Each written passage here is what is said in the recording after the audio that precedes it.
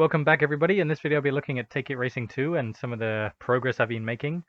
I'll be discussing some of the changes that I'm making to Take It Racing 2 to make it more player-friendly and so that I can more efficiently create the rest of the game. And you might want to stick around just to hear some of my game development tips as well. So let's get straight into it. If you played Take It Racing 1, then some of this stuff might be quite familiar because I've gone back to that style in a way, mainly because I now have an Easy Flash Junior. I might do a review about that soon, but I just so you can know now, I would probably recommend buying one if you have a Game Boy, or you want to buy a Game Boy, and you want to test your GB Studio games on it, because I realized that my games weren't very contrasted, and what I mean by that is, if you look at this race calendar here, I've got like a white on a green, and I've got blacks on greens, and I only have a few areas where I have the white on black or black on white. And what this means is it can be quite hard to see it on the Game Boy if you have, if you're on a low light setting, or even if you're using a Game Boy Advance. The low contrast just doesn't. I don't think it looks that good. Obviously, if you do it and you think it looks fine, then that's fine by you. But I made the design choice that I wanted to go back to how Take It Racing was and increase the contrast. So I've gone around and I've done this kind of things where I've gone back. I've made it look way more simple as well, so that it is much more readable, and also it's just easier for me to recreate multiple times. And some of you might be thinking, "Oh, that's sad," because I liked how it was, but I'm still holding on to the design features for buttons and stuff. So you see these buttons. It's very obviously they got the highlight on the top, and they got some of them has shape and stuff. So I'm keeping that, and that's not like the original Take It Racing. So I am progressing it forward, but I'm also pushing it back.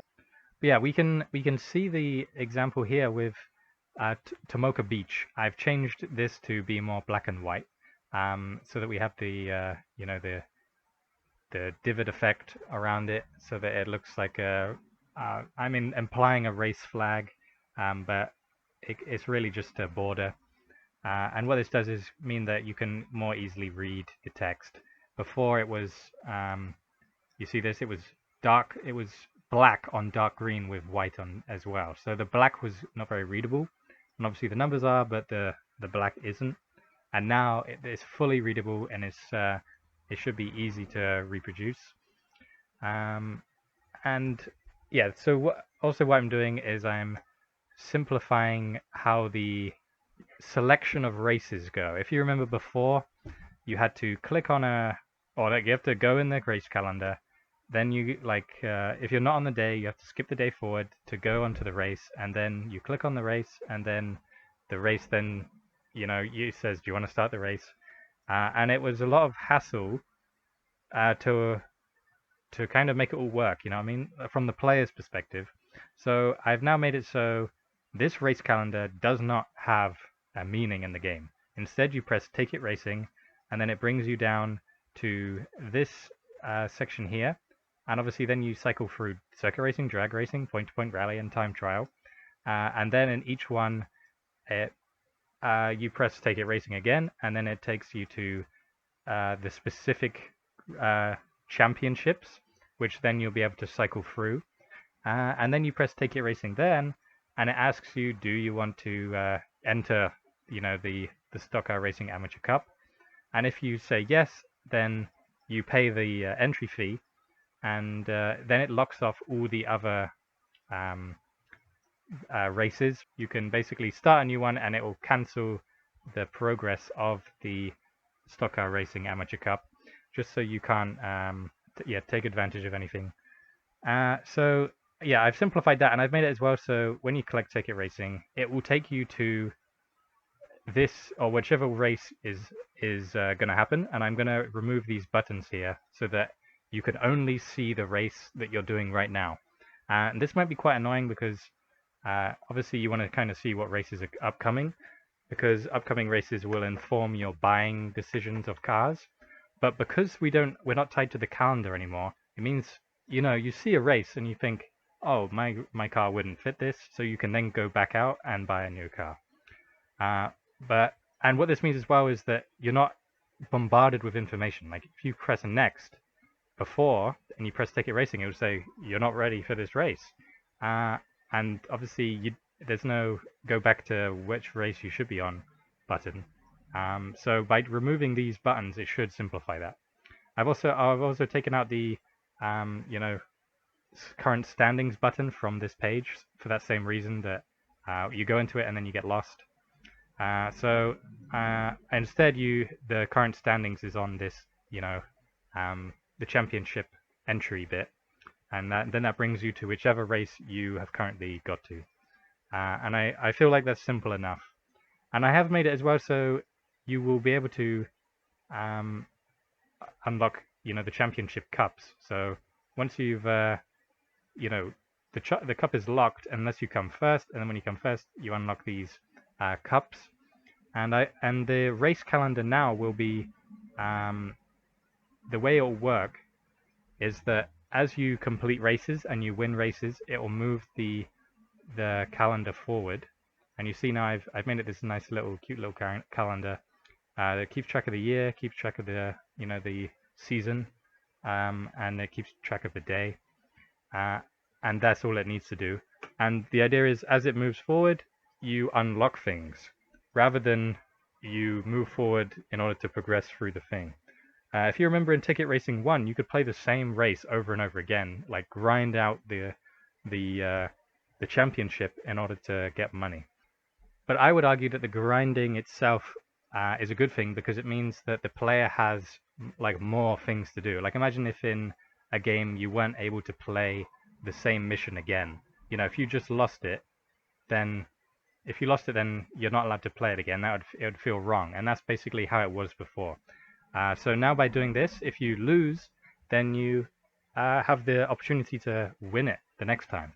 And obviously, I wanna finish this game, and I'm deliberately making these changes now so that I don't have to, as I'm moving forward with the game, go back and completely redesign everything. The fact I've kept it in this demo stage has really helped me. And as a designer, you might want to think about the same idea.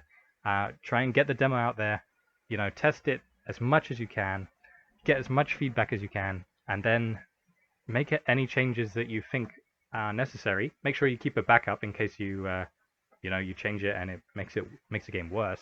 I've got 2 versions currently saved to my hard drive in zip files.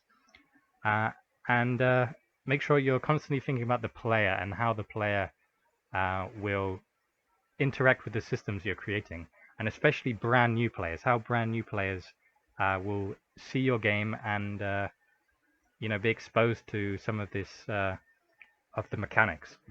For example, I understand that the first tutorial I made was good because you could skip, like once you got to a certain part, you could skip multiple times throughout the tutorial, and in this new tutorial you can't do that.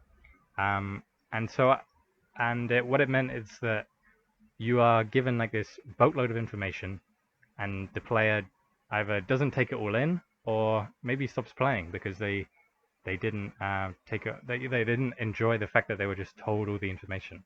So I'm definitely going to redesign the tutorial to be in sections, so as they play through the game, they can opt to skip past small tutorials and then go back and do a tutorial again if they feel like if they should have learnt it.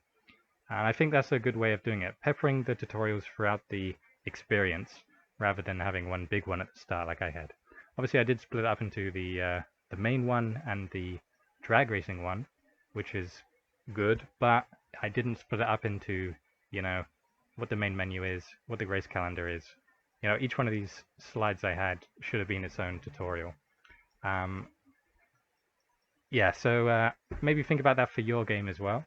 I know in Ticket Racing 1 I did it probably a bit better because it was obviously a more simple game, and I need to think about simplifying this as well. I've also, if you can see on these start section here, I've made it so the player can now have I think it can display up to 255 fuel, mainly because it's just one value that the fuel is. And this means that the races can be less pitting. And the reason why I've increased the maximum fuel to 255 is because the reason why the player was winning so much is because the AI were often going into the pits a lot, and what that does is increase your time. So before, you could just drive safely the whole race and almost always come first, which obviously it's an amateur cup, but it is also, you want it to be a challenge. And I'm currently trying to balance these values to get it to feel right. And obviously, different cars will have a different outcome. So I'm trying to do as much testing as I can. I've also made it so when the player goes through a section, it tells you the time of the section, which is exactly like I had it in the new tutorial I made last time. I made it so it was like a time trial tutorial. You see here, this is the, if you've played the game that's currently on itch is this version I'm referring to, and then each section it displays your time, and then it gives you the lap time at the end. And I've added that into the main game as well now, so that you can make better informed decisions on the car's values, and kind of get more feedback on that. I understood that was a very big problem with the game. And I'm going to be simplifying it so, just like in Take It Racing 1, each race was basically the same, but the amount of laps and the race's skill points were different. So I'm going to delete every other Tomoka Beach that's on the circuit racing and feed them into the same one, but obviously the stats are different. And then at the end, it will use the values I've already set to have the race over and put you to a different place, and basically say if you've won money or not. But just to simplify it, because I want to be able to make this more quickly and make it a much higher quality. And I also realized that I'm bloating the file size, which will become a problem because I do want it to be on a cart. I've been purchasing some stuff off AliExpress to print my own carts, so that is something I am considering. But yeah, I've obviously I have a Trello, which is where I do my task management, and I've done a lot of different things to increase the quality of life in the game. So if we just jump in right now.